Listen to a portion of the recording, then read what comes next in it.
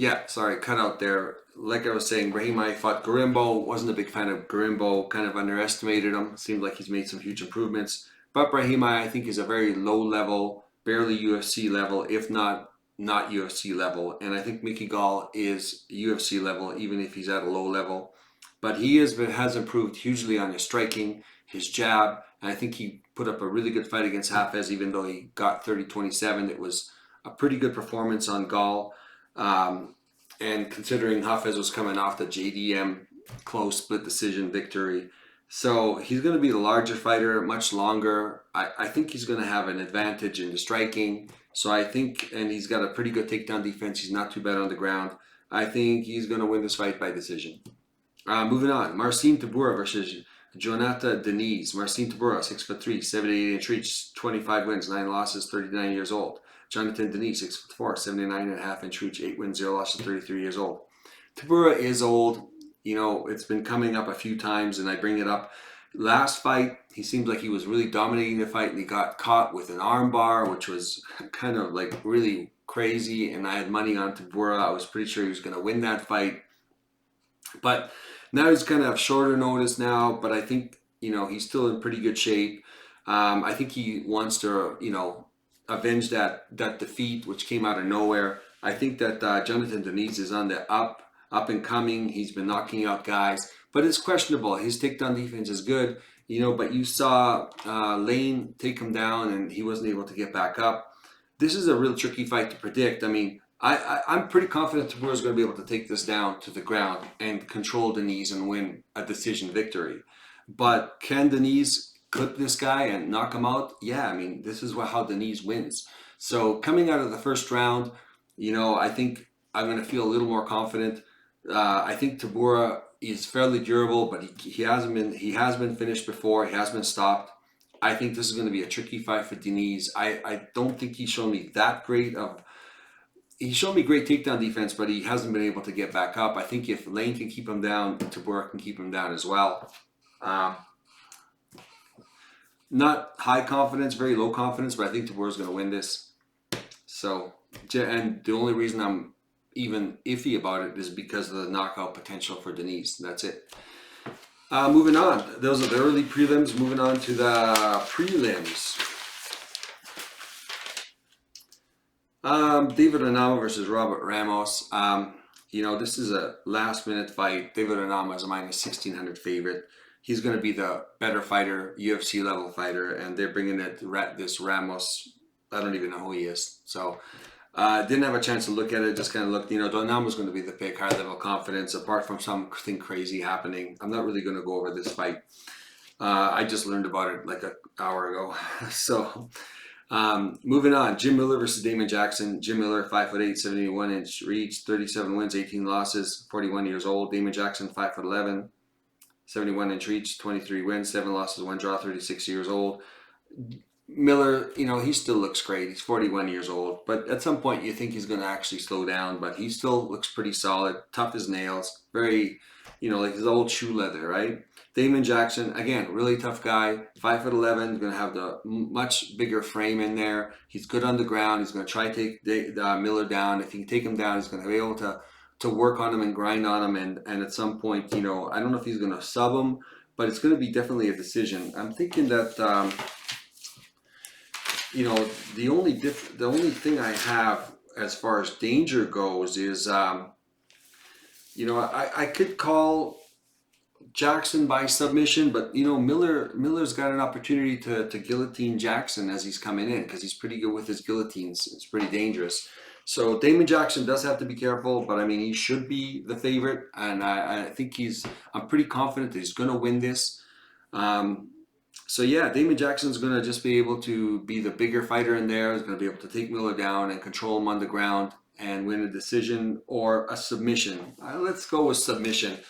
But Miller is dangerous, and it's going to be mainly not in the striking. I think it's going to be when Damon Jackson comes in, he can catch with a guillotine or something like that. He has done that before, so Damon Jackson's got to be careful. Yeah, but you know, Damon Jackson well versed on the ground, so I'm going to count on that happening. Moving on, Chris Weidman versus Eric Anders. Chris Weidman, 6'2", 78-inch reach, 16 wins, 7 losses, 40 years old. Eric Anders, 6'1", 75-inch reach, 16 wins, 8 losses, 37 years old. Yeah, your boy here, I don't know, he's younger, he's 37 years old, but he's really looks like he's really slowed down. In that one fight, I had a bet on him. He made me sweat so bad. Like, this guy, he didn't look good at all. And he fought, I don't know if the other guy looked so good. Who did he fight again? Pickett. And Pickett looked fantastic against this guy. And yeah, I think he's big. I think he's strong. But, you know, I didn't like the way Weidman looked in his last few fights. You know, I mean, he's not like a champ. He's 40 years old. But I don't know. He looked pretty tough. He looked pretty durable. He looked good on the feet. I don't know. I really like him in this fight. Like, I think he's going to win decision fight. I think he's put up some pretty competitive fights in the last couple of fights. I don't know. I think he's well-rounded. He used to be the champ. I mean, yeah, I'm going to go with Weidman. I think it's not a high-level confidence, but he is the underdog. I'm going to go with him. As far as underdogs go, you know, I've only picked a couple, and he's one of them. But it's going to be a close fight, so I don't think anyone's going to finish anybody. Moving on, let's talk about close fights. Okay, this is the other card. Jonathan Martinez versus Marcus McGee. Jonathan Martinez, 5'8", 70-inch reach, 19 wins, 5 losses, 30 years old. Marcus McGee, 5'8", 69-inch reach, 9 wins, 1 loss, 34 years old. I really like Marcus McGee. I think he's tough. He's durable. You know, he's hard to hit. You know, he moves great on the outside. This never stays on the center line. He's good on the ground. He's really, really strong. But you got Jonathan Martinez, who on the other hand has shown flashes of, you know, I wouldn't say greatness, but he's pretty good. He's got okay striking. He's got phenomenal leg kicks, and he's actually pretty good on the ground. And when he fought Said Nurmagomedov, and that was a split decision victory, I had Said. I thought he might have inched it out, but they gave it to Martinez. I wasn't happy, but it just goes to show that he's pretty well rounded. He's not too bad on the ground either. And he looked like an absolute giant killer. And then he beat Yanez with leg kicks. I mean, the guy looked phenomenal. And then he fought Aldo, and he looked absolutely terrible. And he looks like he threw his entire game plan out the window. And I don't know if because he was nervous or Aldo had such a good counter to his leg kicks. I'm not sure what it was. But this guy has, fought the top-level guys, and Marcus McGee has not. And so we know Marcus McGee is good, but how good is he? We don't know. He hasn't fought. Bolaños was the best guy he fought. I mean, that's not saying much, even though Bolaños looked pretty good last week. But, who did Bolaños fight? I can't remember. But it wasn't somebody really high level. It was a new guy. Yeah, it was a guy just entering the UFC. Romulus or something like that. So, you know, I kind of went back and forth on this one. I really wanted to pick Marcus McGee, but I'm going to go with Martinez in a super low level of confidence. I'm going to pick the underdog here. It's going to be a close fight. It's going to be a competitive fight. I think, you know, Martinez, I mean, if he goes back to being Martinez, he could, you know, steal this, you know, against Marcus McGee. And we'll see exactly how good Marcus McGee is. And I think he's really good, but now he's fighting, I don't know, is Jonathan Martinez top 10? Is he top 10 or not? Maybe not quite. But yeah, he's fought definitely the upper level competition. I like Marcus McGee. I want to bet on him. You know, but the lowest level confidence, I'm going to go with the dog shot on Martinez here. I think that, I think it's going to be by decision. Yeah, I think it's going to be by decision. I think if it goes by KO, I think McGee can win by KO, if anything. But Martinez is going to be the pick. Low level confidence. Main card, Mauricio Ruffy versus James Lontop. Mauricio Ruffy, 5'11", 75-inch reach, 10 wins, 1 loss, 28 years old. James Lontop, 6 feet tall, 73-inch reach, 14 wins, 4 losses, 25 years old. The odds are crazy, minus 950 for Rafi. You know, this fight's not going to be that wide. I think Lontop's pretty tough. He's pretty durable. He's going to make it somewhat competitive. Ruffy, you know, he hasn't shown who he can really beat, and he's going to be a little bit 1 inch shorter, a little bit longer in reach. So they're roughly the same. I think Lontop is a pretty good striker. I think he, you know, did pretty good against Borshev, who was a pretty good striker. And you got Mauricio Ruffy, who fought, who did he fight last time? Malarkey, who's okay. I mean, he's definitely chinny, but he's not a bad fighter. He's fought a lot of different guys in the UFC, and he KO'd him, and he showed that he was really fast. I think in this case, I think Ruffy's going to be the much faster fighter. He's going to be able to, you know, piece up Lontop from the outside. I think Lontop's pretty tough. Yeah, and Lontop lost a split decision to Borshev. Borshev's a pretty good striker. I just think Ruffy's the new guy in the block, and I think he's got a lot of potential. He's going to be really fast. He seems like he's got, you know, he's pretty durable. You know, I don't like the odds. It's crazy, but Ruffy's going to definitely be the pick on this one. Yeah, moving on. Vivian Araujo versus Karine Silva. Vivian Araujo, 5'4", 68-inch reach, 12 wins, 6 losses, 0 draws, 37 years old. Karine Silva, 5'5", 67-inch reach, 18 wins, 4 losses, 30 years old. I went back and forth on this one. I originally thought Karine Silva should win this. She's got huge momentum. She's actually decent sized for the division. She's got a good ground game. She's got okay striking. She's got pretty good leg kicks. She's not super fast, but she seems like she's pretty good with her leg kicks, and she knows how to close the distance to take people down, and she seems like she's very strong in there. But she's also fighting somebody who's very strong. I always found Vivian Araujo a little small for the division in a way, but she's like a big ball of muscle. She's very powerful in the clinch, and she's got pretty good strikes. She's very durable. She can get clipped. She recovers pretty quickly. But she's like an old piece of shoe leather, 37 years old. She's going to be hard to beat. We're going to see how good Silva is. I think Silva, you know, she beat De Silva last time, and De Silva's a good striker, but she didn't really do that good on the ground against De Silva, and I was kind of surprised. And it almost seems like she was coasting. I don't know if it's because they were friends or they trained before or whatever, and De Silva ended up winning that. But Silva beat De Silva, which was the old Lipski. But it was not super dominant on the ground like I expected. And Araujo's pretty good on the ground.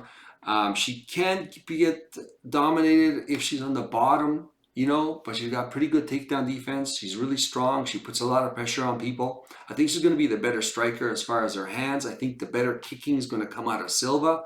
I think Silva's got momentum. She's up and coming. She's young. I think Araujo slowed down a little bit. This is going to be a close fight. I really was thinking about picking Araujo. I kind of switched it over as going to be my low-level dog pick for confidence.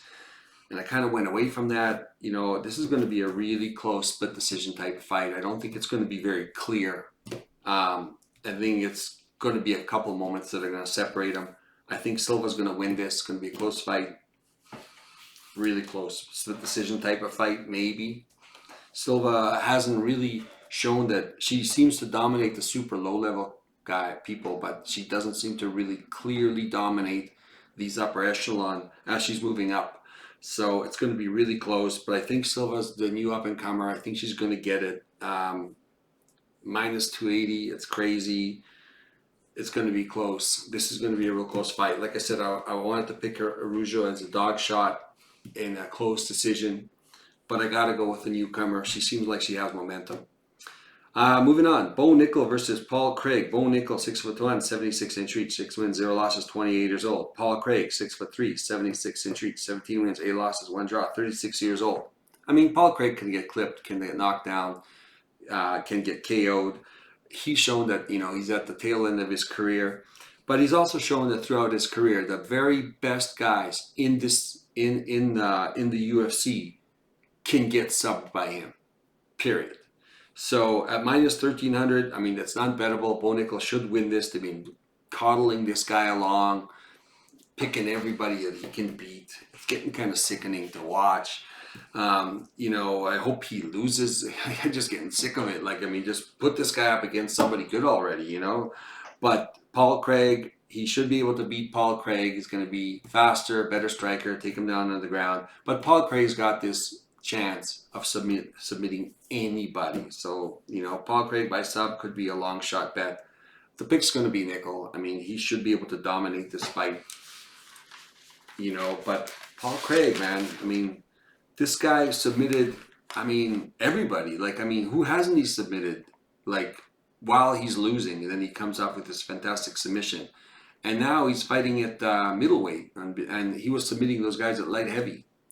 You know, I mean, he TKO'd Muniz. What's that? Who he is?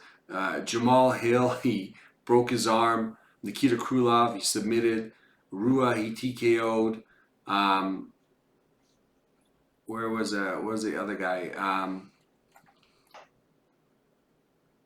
Submitted, submission. Ankalaev, like, but I mean, then he gets KO'd by Tyson Pedro, right? So I mean, he could win it just because he could just throw up a sub. I mean, and it could be over. But Bo Nickel's going to be the pick. Moving on, Charles Oliveira versus Michael Chandler. Charles Oliveira, 5'10", 74-inch reach, 34 wins, 10 draws. 10 losses, 0 draws, 35 years old. Michael Chandler, 5'8", 71.5-inch reach, 23 wins, 8 losses, 38 years old. This is going to be a slobber knocker. These guys are going to go out, throw bombs. Chandler, that's the only way he wants to fight. He's 38 years old. I see him slowing down a little bit. He's going to be the shorter guy, lesser reach. He's going to be crashing in. Anything can happen. Oliveira has been clipped, has been knocked down. You never know what can happen with this fight. So Charles Oliveira is a fairly big favorite. He should win this fight. He should be able to outlast Chandler. He's going to be the younger fighter. I don't know if he's going to... Yeah, he has the more fights. I don't know if he's just worn out. But he is the ex-champ. You know, it's a very dangerous fight, but Oliveira should win this. And Oliveira, you know, by sub, maybe, could be a play here. Yeah. Maybe not in the first or second round, maybe in the third round. Yeah, so the pick's going to be Oliveira, mid-level confidence. I think Chandler wants to have some really big slobber knocker fights and make some money, but I don't think, you know, he's at this level right now at 38 years old. But you never know. If these guys are just throwing punches, you never know what can happen. Moving on. John Jones versus Stipe Miocic. John Jones, 6'4", 84.5-inch reach, 27 wins, 1 loss, 37 years old. Stipe Miocic, 6'4", 80-inch reach, 20 wins, 4 losses, 42 years old. John Jones looked really good in the last fight. I think he's a little bit of a pain in this division, you know, avoiding certain fights, fighting whatever fights he wants. But, you know, they're letting him get away with it. They're the same size. He's going to have the reach advantage. He's going to have the speed advantage. He's going to be the better striker. He's going to be better on the ground. Stipe Miocic can't take people to the ground, but I don't think he's going to be able to take down John Jones to the ground. And I think John Jones can get back up. I think Stipe Miocic is at 42. I mean, John Jones is a big favorite for a reason. High level confidence. John Jones is going to win this. He's the much younger guy. Stipe Miocic is coming back. He's been gone for a long time. He's 42 years old. He was the ex-champ, yes. It's going to be a good fight, entertaining, but I can see John Jones possibly finishing Stipe by submission. So, yeah, high level confidence, John Jones. Let's move to the board.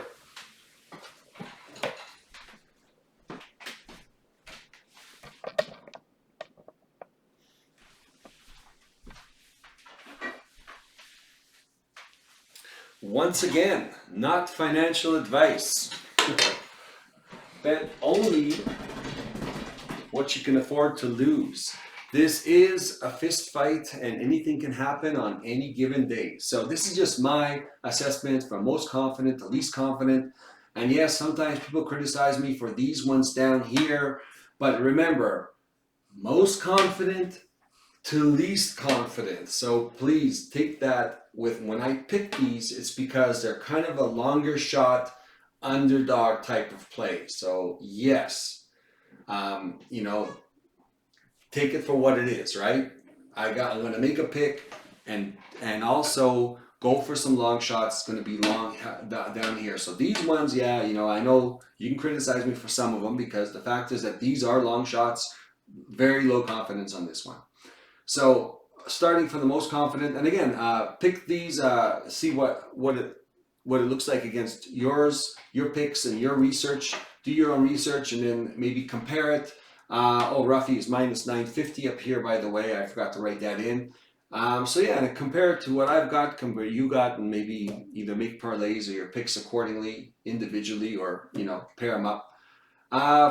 Most confident Onama. I don't even know who he's fighting, so so we're just gonna put him up there. Nickel minus 1300. Most confident. You know, if you want to throw a bet on Craig by sub, I mean that'd be great. But Nickel's going to be the pick, high level confidence. Ruffy minus 950, by the way, up here. He's going to be high level confidence. It's going to be much faster than long top, but it's going to play out pretty closer than the odds. John Jones, you know, I think Miocic, you know, this is going to be his last fight. He's 42 years old. John Jones is going to beat him. Jackson, you know, he's high up in my picks at minus 175. So I think he should be able to win and beat Jim freaking Miller. So yeah, so he's going to be a high level confidence pick unless something drastic happens and he gets guillotined or something like that. Oliveira, you know, he's still, you know, competitive. I think you got Chandler's kind of more of a sideshow, you know, throw down type of fighter now. Oliveira's going to be the pick. Gall, I think he's looking really good. I think well, I shouldn't say he's looking really good. I think he's hugely improved since his first, you know, sideshow fight. So he's going to be the pick over Ramirez or whatever that guy was. I don't even think we're going to see him in the UFC very much longer. Gall's going to be the pick. Elliott, you know, I kind of went back and forth. I think he's going to be the bigger, straighter punches. It's going to be competitive, but it's going to be the pick. Hardy, you know, Hardy, I had lower level confidence. The more I looked at it, the more I think, you know, it's going to be a similar Gomes type of Mora fight. So Hardy's going to be the pick. Mid to low level confidence. Here, I'm going to go with Silva at minus 280. You think she'd be higher, but, you know, Runo's going to be a lot more competitive. This is the highest level opponent she's faced. I could see this going to a split decision type of fight. Tabura, again, I've got high level confidence that Tabura can beat the knees, but the knees has got the KO surprise, and that's why it's so low in these picks, is because you just don't know. And if I was going to pick and I had him on a parlay, I mean, this one's so dangerous right here. So moving on, Weidman, low level confidence, just because these guys are both old. Eric Anders is going to just be there right to the end. I think Weidman's going to win this decision. Lowest level confidence, you know, I kind of flip-flop back and forth. I really like McGee. I mean, I just want to keep it, you know, I mean, I could even flip it to McGee, you know, honestly. But Martinez is such a wild card. I've seen him do really well and surprise everybody. And I think this could be one of the ones where he surprises everybody, he makes it really competitive and goes to a really close decision. If anybody's going to get KO'd, I think McGee can KO Martinez. But I think if it goes to a decision, Martinez might be able to pull this off. I think McGee can take him down. But Martinez showed against Said that he's actually not too bad on the ground. Low level confidence, Martinez. So that's it.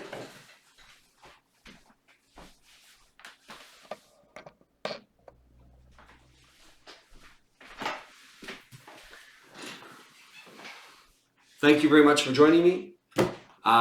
Hit the like button if you like the content. Please leave a comment. There's a few guys that are really engaging. Let me know what you think of these picks. Let's compare notes. And subscribe if you haven't subscribed. It'll give you notifications when I put out these videos. I definitely put out one a month. I'm trying to do 2 a month. We'll see how that goes, but definitely the big pay-per-views I do. Yeah, otherwise, leave a comment, leave a like. I'll engage with you in the comments. I always respond. And good luck with your picks for this weekend. And yeah, let's kill this thing. All right, have a good weekend.